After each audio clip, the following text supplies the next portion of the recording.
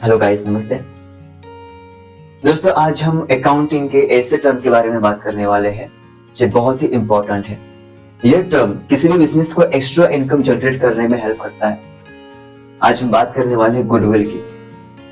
दोस्तों, गुडविल जो होता है वो होता है एक इंटेंजिबल असेट जिसे आप टच नहीं कर सकते बट जिसका आप वैल्यूएशन कर सकते हो।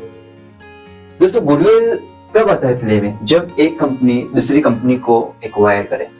ओके, सपोज के आपकी एक दुकान हो और आपके वहां एक कस्टमर आए, तो कस्टमर आपसे सेटिस्फाइड कब होगा? जब आपसे वो कुछ बाय करे, आप एक अच्छी सर्विस उसे प्रोवाइड करें, आप एक अच्छा कस्टमर रिलेशन उसके साथ मेंटेन करें, आप उसके साथ अच्छा बिहेवियर करें। ओके, साथ साथ आपके जितने भी एम्प्लॉय हैं आप उनके साथ भी अच्छा रिलेशन मेंटेन रखें।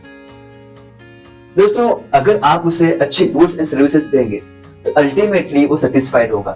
साथ साथ वो देखेगा कि आप अपने एम्प्लॉय के साथ भी अच्छा बिहेवियर करते हैं। इससे क्या होगा? अल्टीमेटली कस्टमर के माइंड में आपके बिजनेस के लिए और आपके लिए गुड इमेज आएंगी और उसकी वजह से आपके एक ब्रांड वैल्यू अल्टीमेटली बन जाएंगे उसके दिमाग में और आपका बिजनेस धीरे धीरे ब्रांड बन जाएगा।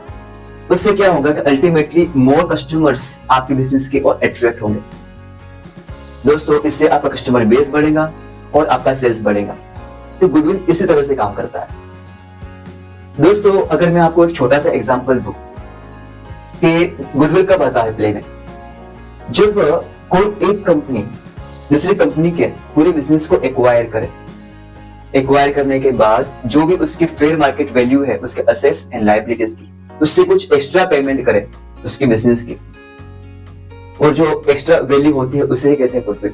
एस एग्जांपल मान लो कि एक ए लिमिटेड है और एक बी लिमिटेड। ए लिमिटेड ने बी लिमिटेड का बिजनेस एक्वायर किया 15 लाख में, और जो बी लिमिटेड है उसका असेट्स एंड लायबिलिटीज का टोटल मार्केट वैल्यू है 10 लाख। तो यहाँ पर जो 5 लाख रुपए है जो उसने एक्स्ट्रा अर्न किए हैं वो उसकी गुडविल है। दोस्तों, गुडविल को आप एक फॉर्मूले से भी डिवाइड कर सकते हो या फिर फाइंड आउट कर सकते हो। जैसे goodwill is equal to price minus in bracket A plus B bracket complete. यहाँ पर पी का फुल फॉर्म होता है price of the targeted company, A assets of the company and B the liabilities of the company. यहाँ पर आप simply एक assets plus liability minus करेंगे उसकी परचेज प्राइस, तो आप यहाँ पर एक गुडविल को फाइंड आउट कर सकते हो। दोस्तों, यहाँ पर गुडविल के मुख्यत्वे दो ही प्रकार है, एक तो है परचेज गुडविल और एक है इनहेरेंट गुडविल। जो हमारी परचेज गुडविल है, जब एक कंपनी दूसरी कंपनी को एक्वायर करे, बाय करे और जो गुडविल प्राप्त करे उसे कहते हैं परचेज गुडविल। दूसरा गुडविल वो होता है जो कंपनी खुद बिल्ड करती है, खुद बनाती है, खुद कस्टमर बेस बनाती है। ओके, उसे कहते हैं इनहेरेंट गुडविल।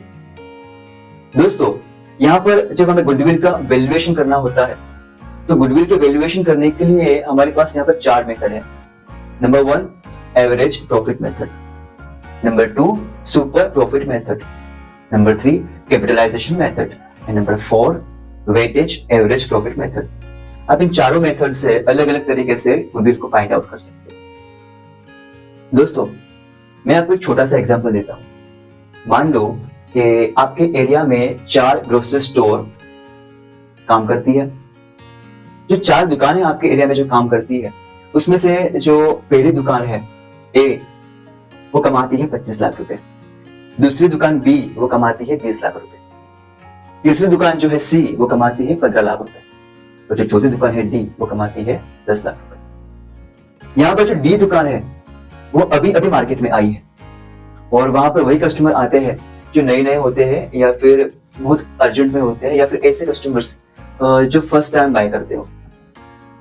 तो दोस्तों, आप जान सकते हो कि जो डी कंपनी है या डी दुकान है वो कमाती है 10 लाख रुपए और उसे कहते हैं नॉर्मल प्रॉफिट, और जो दुकान ए बी एंड सी, ए कमाती है 25, बी कमाती है 20 और सी कमाती है 15।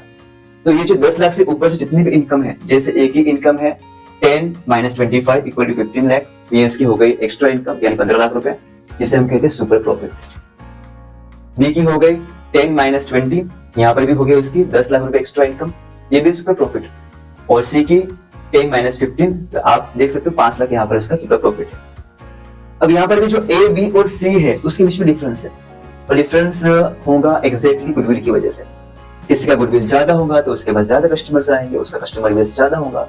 किसके पास गुडविल कम होगा तो उसके पास कस्टमर्स कम आएंगे। तो ऐसे ही जितना ज्यादा आपका गुडविल होता है उतने ज्यादा आप कस्टमर को अट्रैक्ट कर सकते हैं, और उतने ज्यादा आप सुपर प्रॉफिट कमा सकते हैं। दोस्तों यहाँ पर गुडविल को कुछ फैक्टर्स होते हैं वो नेगेटिवली एंड पॉजिटिवली इफेक्ट करते हैं। सबसे पहला फैक्टर है लोकेशन। आपका लोकेशन कहाँ है? अगर आपकी शॉप्स का लोकेशन या आपकी कंपनी का लोकेशन ऐसी जगह है जहां बहुत सारे कस्टमर्स आते हैं, जैसे railway station, bus station, airport या बहुत ही स्ट्रॉन्ग मार्केट एरिया, तो अल्टीमेटली आपकी गुडविल ज्यादा होगी। सेकंड है आपका नेचर ऑफ बिजनेस। आपका बिजनेस कैसा है? मतलब आपके बिजनेस में परफेक्ट कंपटीशन है, डिओपोली है, मोनोपोली है, ओलिगोपोली है। अगर आपके बिजनेस में परफेक्ट कंपटीशन है तो जाहिर सी बात है आप जस्ट नॉर्मल प्रॉफिट कमाओगे।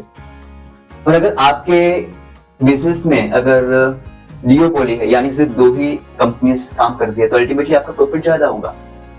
या फिर आपके बिजनेस में आप सिर्फ अकेले काम करते हो, आपकी मोनोपोली हो, तो आपका प्रॉफिट बहुत ही ज्यादा हो जाएगा। ये डिफरेंस होता है नेचर ऑफ बिजनेस में। तीसरा है बिजनेस रिस्क। अगर आपके बिजनेस में रिस्क कम हो तो अल्टीमेटली आपका प्रॉफिट रेशियो हाई होगा और आपकी गुडविल बढ़ेगी। चौथा है आपका कैपिटल। अगर आपके कैपिटल में रिटर्न ऑन इन्वेस्टमेंट हाई है, यानी आप कम कैपिटल लगाकर बहुत ज्यादा आप रिटर्न प्राप्त करते हो, तो अल्टीमेटली आपकी गुडविल बढ़ेगी। चौथा है आपका एफिशिएंसी ऑफ मैनेजमेंट। आपका मैनेजमेंट कितनी एफिशिएंटली बिजनेस को संभालता है। अगर आपका मैनेजमेंट अच्छा है तो अल्टीमेटली आपकी गुडविल बढ़ेगी। नेक्स्ट है आपका nature of goods and quality of goods and service. अगर आप अपने कस्टमर्स को एक बेहतरीन गुड्स एंड सर्विस प्रोवाइड करेंगे तो ये शक्य नहीं कि वो कस्टमर्स आपको छोड़ के किसी और के पास जाएगा। आपका कस्टमर आप ही के पास रहेगा और अल्टीमेटली आप ही के साथ लॉयल रहेगा। नेक्स्ट है आपका positions of trademarks and patents. दोस्तों अगर आपके बिजनेस के पास या आपके शॉप के पास एक स्पेसिफिक काइंड ऑफ पैटर्न्स है, तो पैटर्न सिर्फ आप ही के पास है, तो वो चीज आप ही बेच सकते हो, आपके अलावा कोई नहीं बेच सकता। तो अगर आप ही के पास सब राइट है तो आप ही अल्टीमेटली सारा प्रॉफिट कमाओगे, तो ये भी आपकी गुडविल को बढ़ाता है। नेक्स्ट है आपका फेवरेबल कॉन्ट्रैक्ट। अगर आपने किसी और कंपनी के साथ, किसी और मार्केट में या कहीं पर भी आपने कुछ कॉन्ट्रैक्ट किए हैं कि आप गुड्स सिर्फ मेरे से ही परचेस करेंगे, तो अल्टीमेटली आप ही उन्हें सप्लाई करेंगे और आपको ही प्रॉफिट मिलेगा। तो ये कुछ फैक्टर्स होते हैं जो गुडविल को नेगेटिवली एंड पॉजिटिवली इफेक्ट करते हैं। सो गाइस आप देख सकते हो कि गुडविल कितना इंपॉर्टेंट है किसी भी बिजनेस के लिए। और अगर आपको सुपर प्रॉफिट कमाना है, आपको आगे बढ़ना है, तो आपको गुडविल मेंटेन करना ही होगा। ओके, तो मैं आशा करता हूं कि आपको गुडविल समझ में आया हो। दोस्तों आपको इस कॉन्सेप्ट को समझ में कोई भी दिक्कत हो तो मुझे आप कमेंट बॉक्स में कमेंट कर सकते हैं। और दोस्तों इस वीडियो को जितना हो सके उतना शेयर कीजिए और इस चैनल को आप सब्सक्राइब कीजिए। तो thank you so much, have a good day. जय हिंद।